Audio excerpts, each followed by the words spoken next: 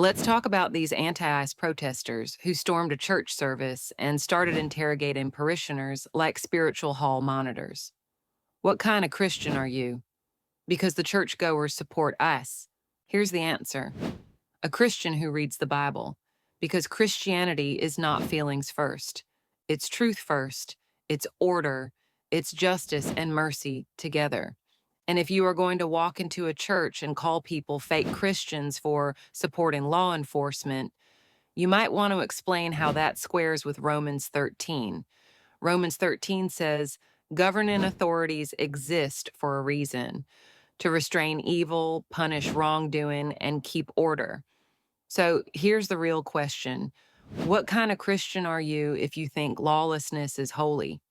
And before anybody starts with the usual script about Jesus loving the stranger, yes, he did. Christians are called to compassion. We're called to charity.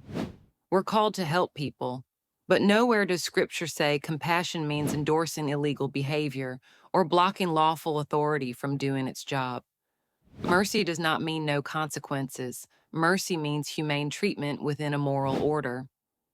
Now let's talk about why ICE ends up in neighborhoods, schools, and workplaces in the first place, because this is where the Democrats play a dirty game. If sanctuary cities would stop interfering with federal law enforcement, ICE would not have to do these community pickups. Here's how it is supposed to work in a sane country. Local police arrest someone for a crime. They go to jail, ICE gets notified, ICE picks them up at the jail. Clean, controlled, safer for everyone. But sanctuary cities refuse to cooperate. They release people back into the community, sometimes people with records, sometimes repeat offenders. So then ICE has two choices: let them disappear into the population or go find them. And then the same politicians who block the clean option turn around and scream, look, ICE is in the community. How dare you? That is not compassion. That is sabotage. Democrats are creating the conditions that force ICE to operate the hard way, then blaming Trump for enforcing the law the only way he can. And yes, here is the part nobody likes, but adults can handle reality. When you force ICE to do street-level enforcement instead of jail pickups, mistakes happen. Sometimes American citizens get detained briefly while ICE separates the wheat from the chaff. That is not the goal.